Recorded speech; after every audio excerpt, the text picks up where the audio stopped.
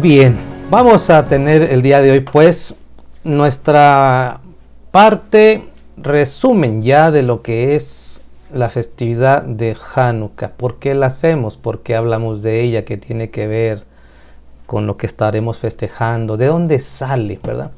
Hemos compartido en estos días, hemos compartido sus inicios. Leíamos en primera instancia el capítulo 1, luego el capítulo 2 del primer libro de los Macabeos. Ya hablamos por qué, ¿verdad? Porque no está incluido dentro de la mayoría de las Biblias. En la Biblia judía, que es la que nosotros usamos, no está. En la Biblia de los cristianos evangélicas, en la mayoría no está. Están algunas, como en la que vamos a leer hoy, la Dios habla hoy, y como también está la versión latinoamericana, que aquí la tenemos también a su vez. Hemos dicho que este libro fue escrito allí, o narra la historia, mejor dicho, narra la historia del siglo II antes de nuestro Mesías.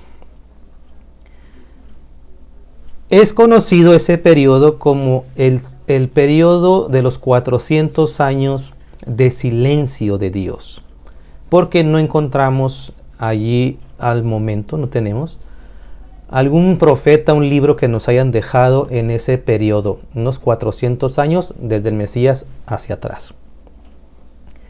Pues en ese periodo, más o menos a la mitad, los 200, un poquito menos, pues empezamos a leer en la historia que sucedió algo en el corazón propio de nosotros los judíos, y más como judíos mesiánicos que amamos el santuario.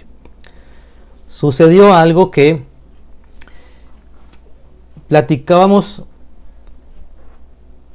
que un rey llamado Antíoco se le ocurrió una barbaridad: forzar a los pueblos y países conquistados, forzarlos para que se convirtiera en un solo imperio, un solo idioma, una sola religión, una sola cultura, un solo gobierno.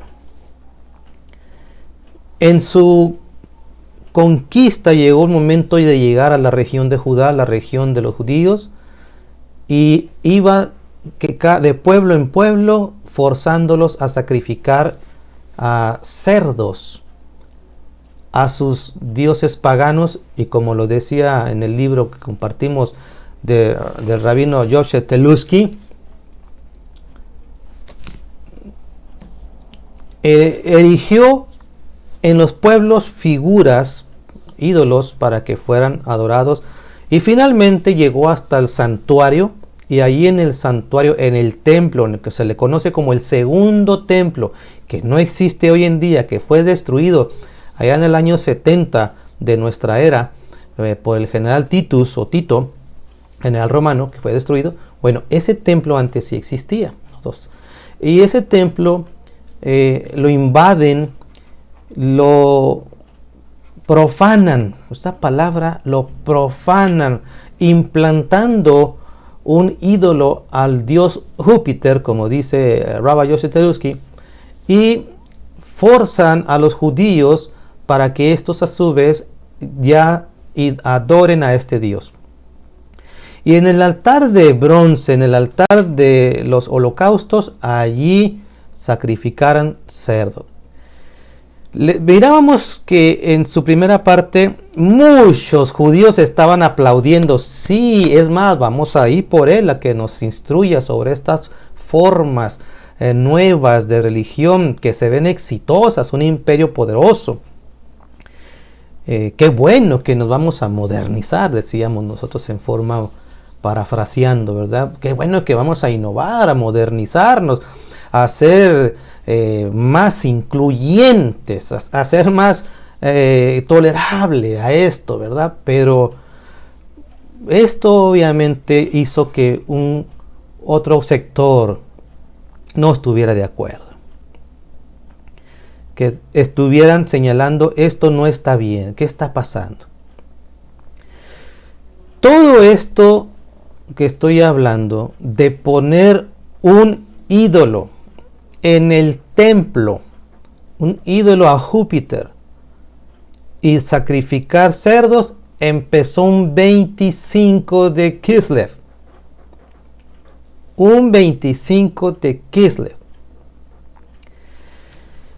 Llegó el momento, y decíamos ayer, que en su expansión de este reino, llegaron a la ciudad de Modim, donde vivían unos sacerdotes, encabezados por un hombre llamado Matitiyahu, o Matatías. Sabiendo estos helenistas, estos griegos, sabiendo técnicas de guerra y la forma de cómo dominar, buscaban las cabezas de los pueblos para obligarlos, ya sea por situación económica o la amenaza de la muerte, de que tenían que poner el ejemplo para poder ocasionar que los demás, las masas, al ver que el líder se convertía o accedía a esta nueva propuesta pagana, pues el pueblo lo seguiría. Así es que llegan a la región de Modim y encuentran que ahí este hombre, padre de 5 hijos, lo bombardean, pero con propuestas económicas bestiales.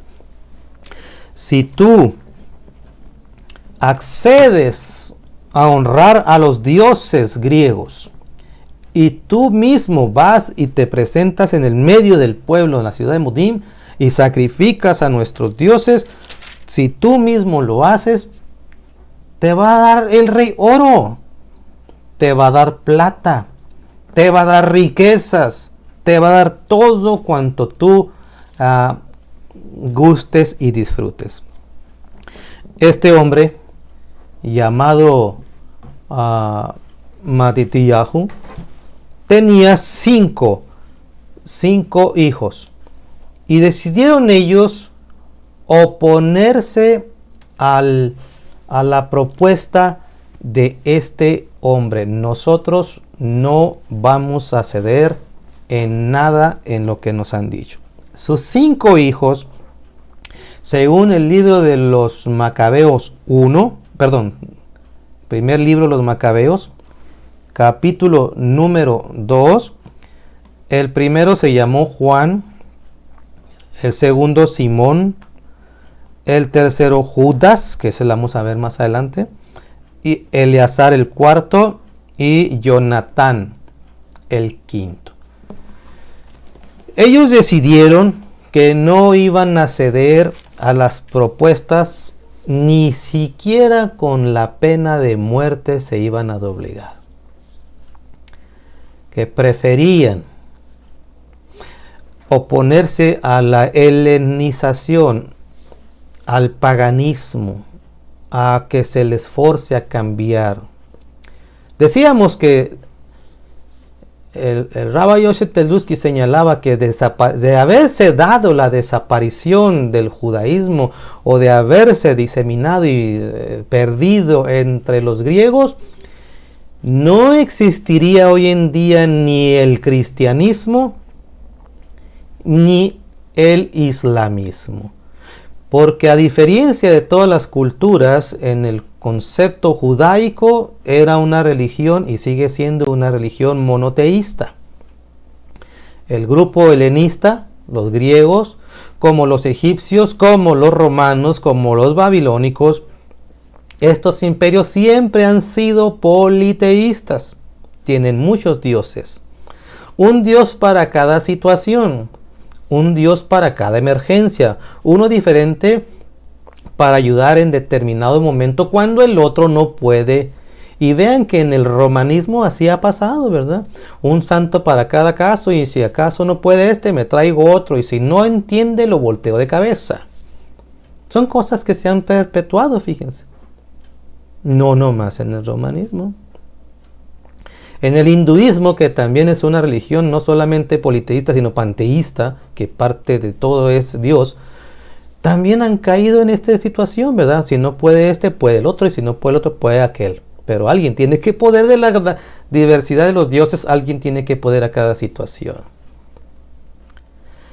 A excepción de ellos, los judíos siempre han dicho no. Como reza esa frase del Shema, ¿verdad? Shema Israel Adonai Eloheinu Adonai Echad. Escucha Israel, el Señor nuestro Dios, el Señor uno es. Como dice en el libro de Isaías capítulo 40 hasta el 44, no hay otro Dios, yo no he formado otro Dios, no existe otro dioses, no existen. Si hubiese desaparecido el monoteísmo que profesa nuestro pueblo judío, hubiese desaparecido o no hubiese existido la cristiandad que profesa, aunque mañosamente, un único Dios, pero con muchos vasallos santos que ayudan a cosas que ya usted sabe a qué me refiero. El Islam también no hubiese existido porque el Islam está basado en las escrituras de nuestros profetas, y aquí también ya hemos transmitido lo que dice ese libro del Corán que lo hemos compartido. Ellos hablan de un solo Dios también. Entonces, de haber ganado o de haberse de no haberse atrevido, mejor, mire, voy a poner estas palabras, de no haberse atrevido estas familias a oponerse, no existiera nuestra fe. Así sencillo.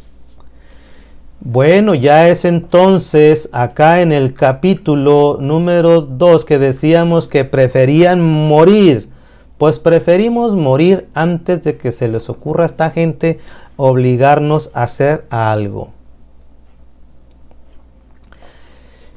Se levanta una guerrilla.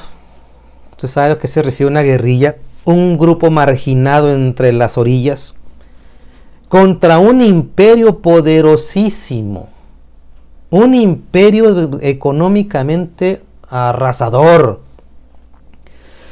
Mientras que una pequeña familia encabezada por Matitillahu y sus 5 hijos empiezan a diseminar en la gente: no nos dejemos. Viene una primera avalancha contra ellos y mueren muchos, 1000 murieron. Lograron escapar la familia de Matitillahu y otros y se reorganizan y logran expulsarlos a esta, una minoría, un ejército pequeño, 10 a 1, expulsando a un imperio gigante, logran expulsarlos y ir recuperando terreno. Con el tiempo, muere al año de la invasión en Jerusalén y la profanación, poner ahí un ídolo a Júpiter, y sacrificar cerdos. Al año murió Matitillahu y le cede lugar a sus hijos, de los cuales el denominado Yehudá o Judá toma prominencia.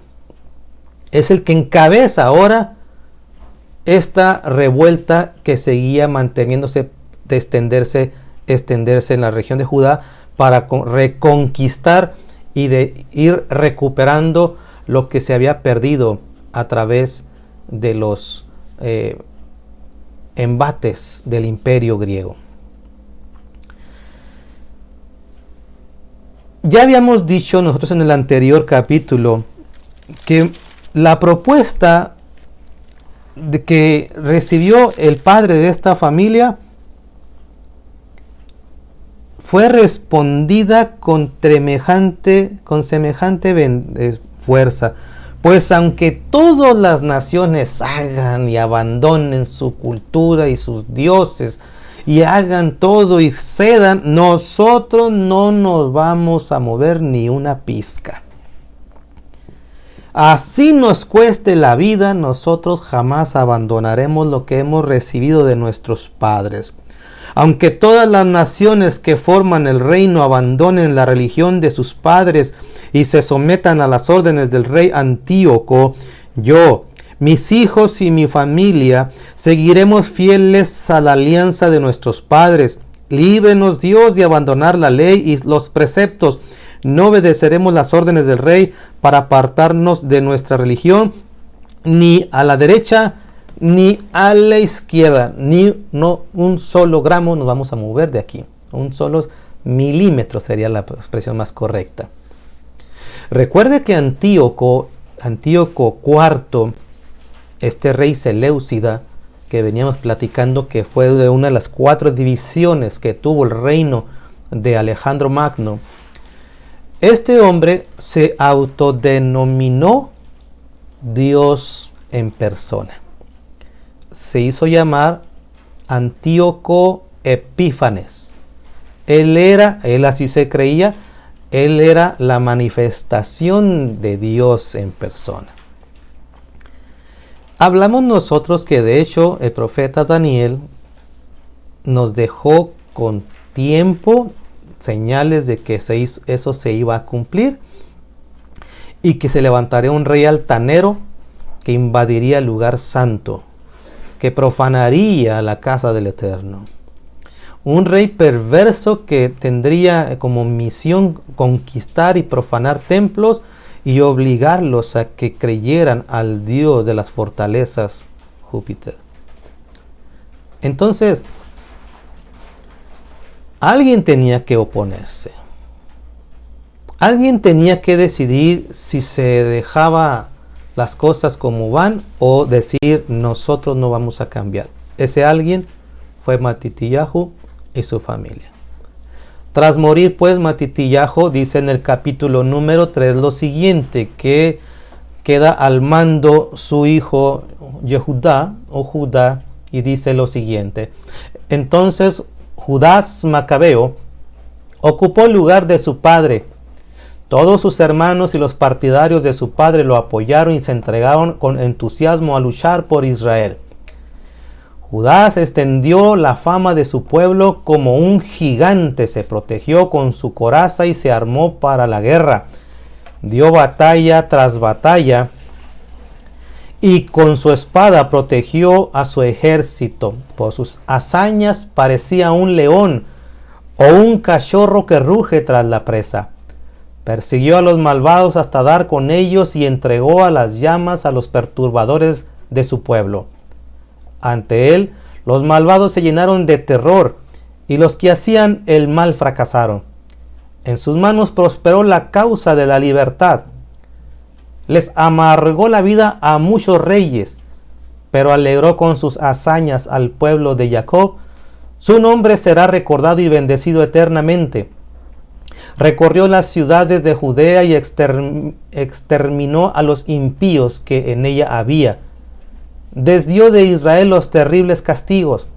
Su fama llegó hasta el extremo de la tierra, pues reunió a un pueblo a punto de ser exterminado. Esto es lo que nos narra en esta porción, de que se levanta un hombre y ese hombre tiene tal éxito que de allí es porque se le conoce con un sobrenombre.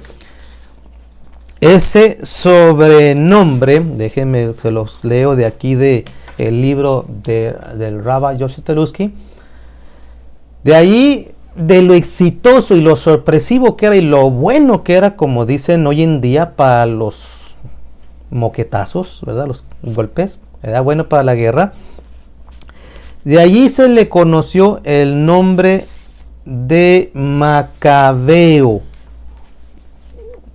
Porque Macabeo es una expresión que hoy se traduciría el martillo. Fuerte, golpe que daba, golpe que tumbaba, derribaba a sus enemigos. Por eso se le conoce a él como el cabeza, ¿verdad? Como grupo que encabezó ahora tras la pérdida de su padre. A él se le conoce como Judas Macabeo. Por eso este libro se llama así, Los Macabeos. Por ese pseudo nombre o apodo de que eran duros como un martillo, fuertes, guerreros valientes, como decía hace rato, ¿verdad? La hermana Leo. Ahora ya sí ya sabe por qué, hermana Leo, ¿verdad? Decíamos, como una guerrera, ¿verdad? Que ha soportado embates terribles. Y así, qué valor de estas personas que por mucho que les insistieron, mantuvieron su fe en el Dios verdadero y dijeron: no cederemos ni por comprarnos ni por amenazarnos de muerte. Es preferible. Pero ¿cuánta gente judía sí cedió, sí dejó de ser lo que debería de haber hecho? Dejaron de practicar la circuncisión en sus hijos. Dejaron de guardar el Shabbat. Ya no les interesaba las fiestas establecidas por el Eterno. Ya no le interesaban la lectura de las Escrituras. ¿Cuánta gente no cedió? Tanto así que mire, hasta sacrificaron, como el caso que vimos del padre de este hombre llamado Judá, llamado Matitiyahu. Este hombre no le agradó a Matatías que un judío llevara a sacrificar un cerdo al altar. Se enojó y tomó acción. Cuánta valentía de hombres y mujeres que decidieron: no vamos a ceder por mucho que nos digan. Tuvo tanto éxito Judá, tuvo tanto éxito que fue recuperando el terreno que se había perdido, permitiendo que personas que no se animaban a ser parte, pues imagínense, un imperio muy grande, con un pequeño grupo de quizás considerados revoltosos, que se empezó a conocer como los martillos, los macabeos, que no se dejaban. Al ver esa fe, esa entrega, esa decisión, pues otros empezaron a sumar. Porque se había dicho: pero es que nos van a derrotar, vamos a morir. Como dice aquí en esta parte, ¿cómo podremos luchar siendo tan pocos? Dice en el versículo 17. ¿Cómo podremos luchar nosotros siendo tan pocos contra un ejército tan numeroso y fuerte? Además, desde ayer estamos sin comer y no tenemos fuerzas. Judá dice: es fácil que una gran nación o gran multitud caiga en poder de unos pocos, pues para Dios mismo es dar la victoria con muchos que con pocos. En una batalla, la victoria no depende del número de los soldados, sino de la fuerza que Dios da. Ellos vienen contra nosotros, llenos de orgullo e impiedad, a matarnos a nosotros, a nuestras mujeres, a nuestros hijos, y robarnos lo que tenemos. Nosotros a cambio luchamos por nuestra propia vida, por nuestras costumbres. Así que no les tengan miedo, pues Dios hará pedazos. Los hará pedazos ante nuestros ojos. Y así fue recuperando. Llegó el momento en que los expulsó. Antíoco, este hombre que se creía rey, volvió a mandar más gente, furioso al ver que habían sido avergonzados por un ramillete de personas. Como una nación tan bien armada, pongámoslos en contextos presentes, como una nación como Estados Unidos fue expulsada de un pueblo pequeño. Sí, la nación más grande, con tecnología de punta, con aviones sumamente poderosos, con un ejército, y hayan sido avergonzados. Imaginémoslo algo así. Antíoco se molesta tanto que vuelve a mandar más personas con la intención de buscar matarlos y destruirlos, y obligándolos a sanciones cada vez más grandes con la intención de poder eliminar definitivamente al pueblo. Les mandó tropas, les mandó elefantes, les mandó muchas armas hasta llegar a la región de Judea y de Jerusalén. Un ejército muy poderoso con la intención, dice aquí, de borrar de la tierra, todo eso. Ya es hora de eliminarlos. Ya fue bastante lo que han hecho. Llegaron hasta la región de Judea ese ejército para buscar, pues, ahora sí, con mayor capacidad que la primera. Y vuelvo a decir, la primera era numerosa, pero habían sido avergonzados. Así es que llegó el momento en que llegan estas personas y una vez más con la intención de destruir al pueblo. Entonces se reunió, dice el versículo 44, lo siguiente. Entonces se reunió la asamblea del pueblo a fin de prepararse para la guerra, para orar y pedir a Dios su misericordia y compasión. Jerusalén estaba sin habitantes como un desierto. Nadie se movía en la ciudad. El templo había sido profanado. Gente extranjera se había instalado en la ciudadela, ahora convertida en refugio de paganos. La alegría había desaparecido del pueblo de Jacob. La flauta y el arpa habían enmudecido. Esta es una nostalgia, ¿no? Cómo se miraba. Paganos habían invadido. Totalmente. Los israelitas se reunieron en Mizpah frente a Jerusalén, pues en tiempos antiguos los israelitas habían tenido allí un lugar de culto. Ese día ayunaron y se pusieron ropas ásperas, se cubrieron de ceniza la cabeza y se rasgaron la ropa. Abrieron el libro de la ley, miren qué interesante, para buscar en él las orientaciones que los paganos piden a sus ídolos. Ellos decían, ellos hacen a los ídolos, nosotros vamos a hacer lo que dice Dios. Trajeron también las vestiduras sacerdotales, los primeros frutos, los diezmos, hicieron venir a los nazareos que habían terminado el tiempo de su promesa y clamaron a Dios. ¿Qué vamos a hacer? ¿Qué vamos a hacer con estos hombres? ¿A dónde los llevaremos? Tu templo ha sido pisoteado y profanado, tus sacerdotes están de luto y están humillados. Mira cómo se han reunido los paganos para exterminarnos. Tú conoces los planes de quienes están contra nosotros. ¿Cómo podremos hacerles frente si tú no nos ayudas? Enseguida tocaron las trompetas y se levantaron un gran griterío. Es aquí donde entonces Macabeos, en este caso el Macabeo del nombre Johanán, se dirige a reconquistar Jerusalén. Y exactamente, acuérdense, todo esto de que empezó este rey y que puso la figura de un ídolo en el templo, empezó un 25 de Kislev. ¿Por qué un 25 de Kislev? Entonces pasaron 4 años y al 4.º año Johanán, Yehudá, o mejor conocido como Judá, el Macabeo, conquista este lugar. En el capítulo 4 nos narra de esa conquista que tuvieron de recuperar el santuario que estaba desolado, que estaba abandonado, que le habían puesto, estaba abandonado en relación a los judíos, estaban paganizados, estaba convertido en un culto idolátrico a este ser Júpiter. Así es que un 25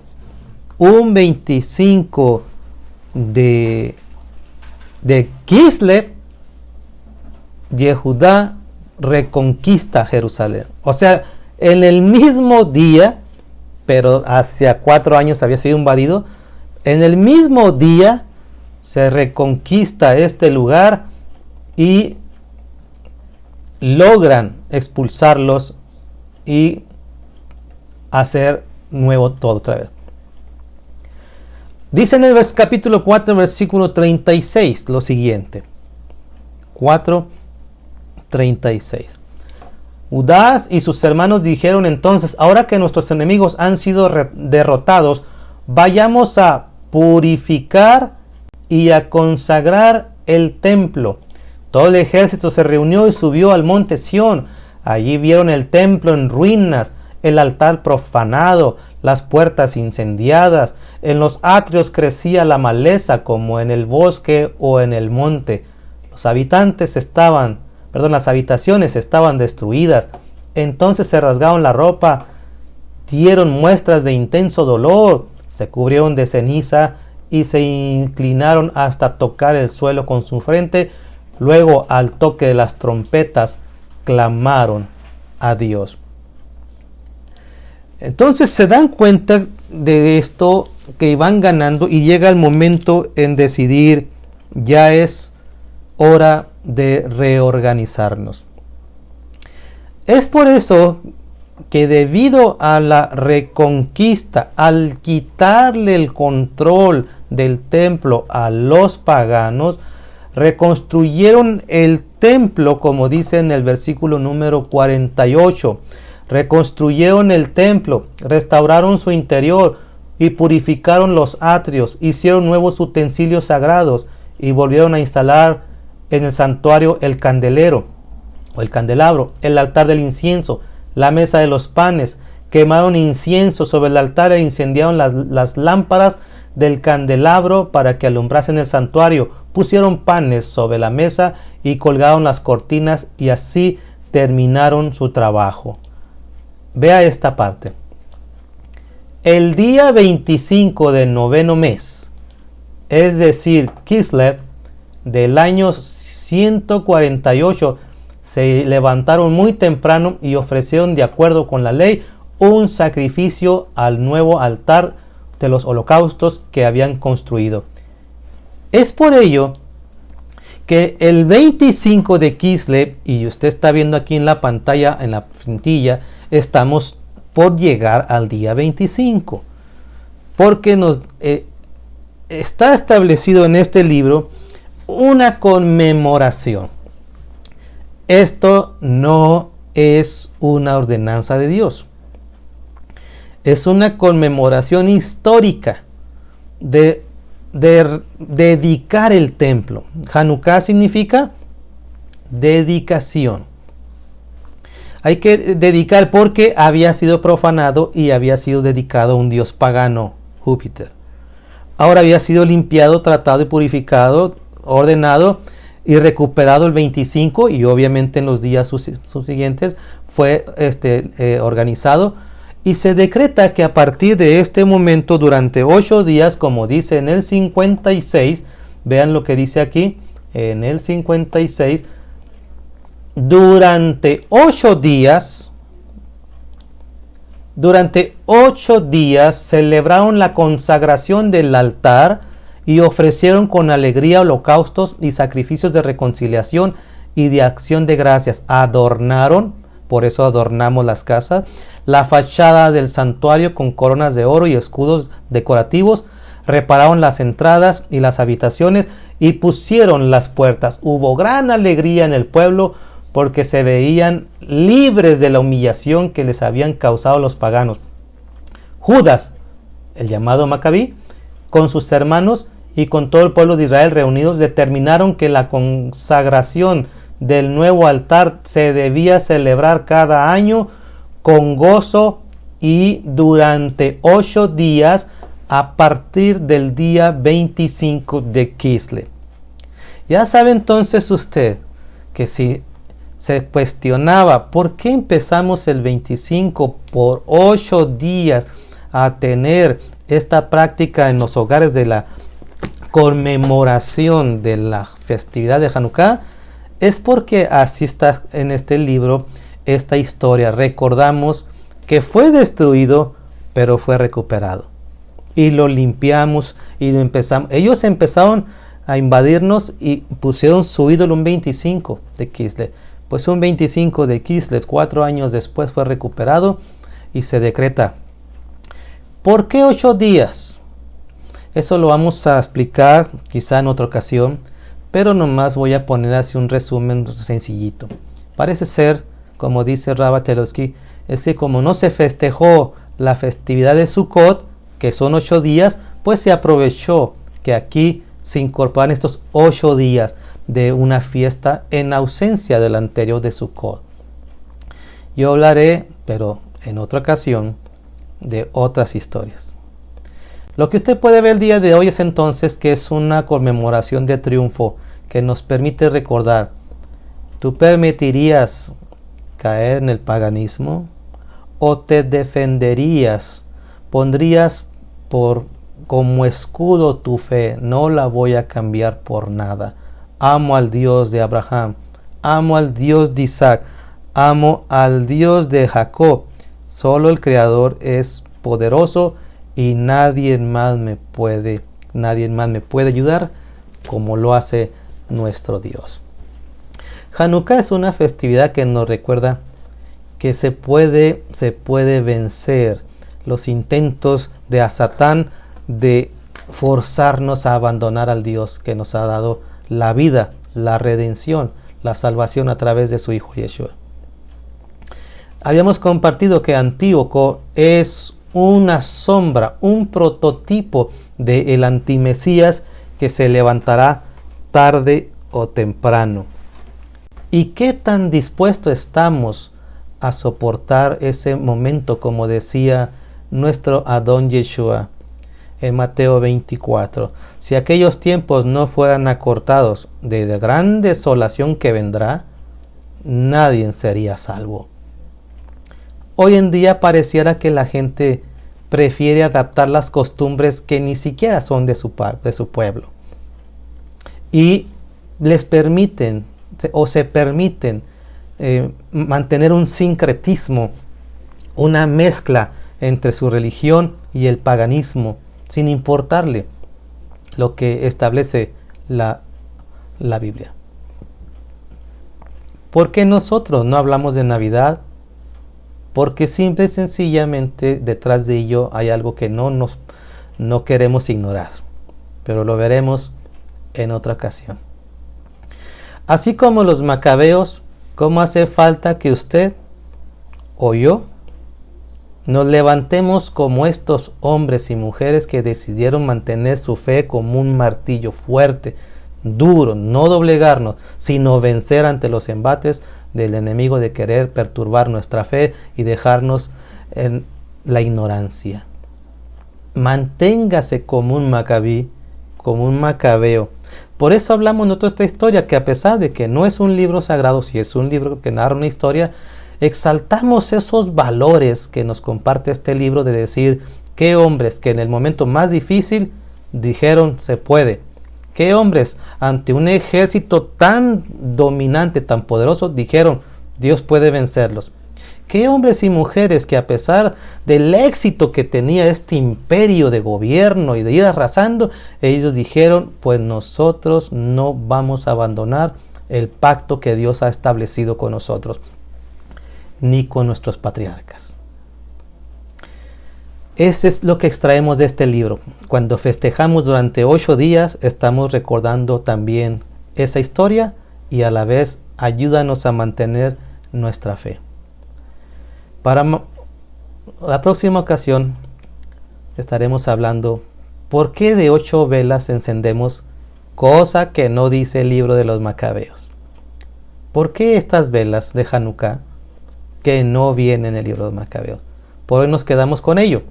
Conviértase en un macabí, conviértase en alguien que defienda su fe, conviértase en alguien valeroso y que su nombre esté inscrito en el libro de la vida. Shalom y bendiciones. Nos vemos con el favor del Señor la próxima ocasión. Bendiciones.